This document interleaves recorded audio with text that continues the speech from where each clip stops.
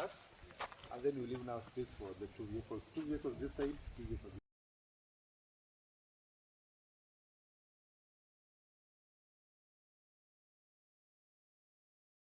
Here we go. This is a full-on business project.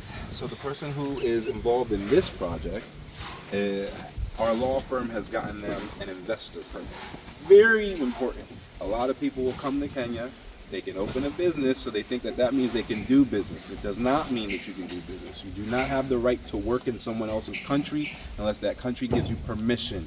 You need an investor's permit or a work permit, and the only way a work permit is good enough is if a Kenyan company has hired you to work there.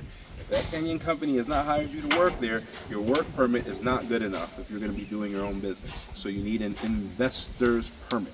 So this project is under an investor's permit.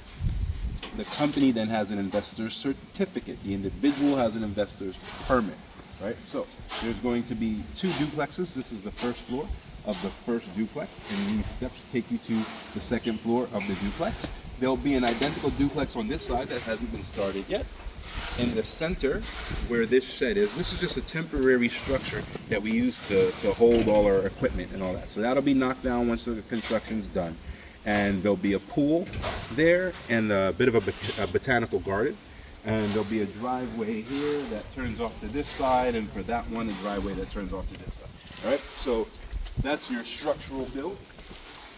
And then as we remember, this is going to be outside because this takes you upstairs to the second duplex. So this is an outside staircase that doesn't bother the people who are staying in this Airbnb, and they can just go up to that Airbnb. Now, we've just recently poured this slab, so it's supposed to be leaky, so that's not a problem at this stage. The waterproofing will come after the slab is completely cured. All right, so this would be the entrance into the main kind of living room area of this first floor of the duplex. It is a 3-bedroom, 3-bath. We're not going to go in too deep because this is brand new construction and there's hazards, and we're not wearing hard hats or anything like that. But as you can see, the main area is gigantic, right? And then there's a bedroom here, another bedroom there, and a bedroom there, and you have the kitchen area, which is pretty big as well, over here on the side. Each bedroom has their own bathroom. It's what we call in-suite.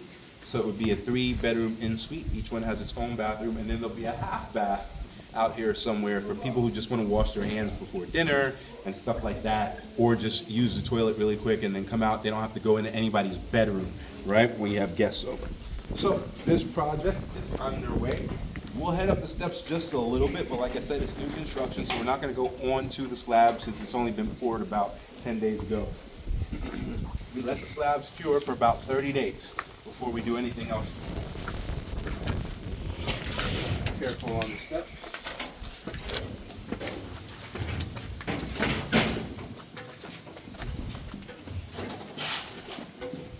Come up this high. And so you can see there is an initial membrane beneath the slab, but it's not waterproof yet. Just because that membrane is there doesn't mean it's waterproof. So there'll be another full-on layer of waterproofing that we do. You can see it rained earlier today, so the membrane does have a certain level of waterproofing, but that's not a high enough level of waterproofing for occupancy. So there's going to be a couple more waterproofing layers that go in.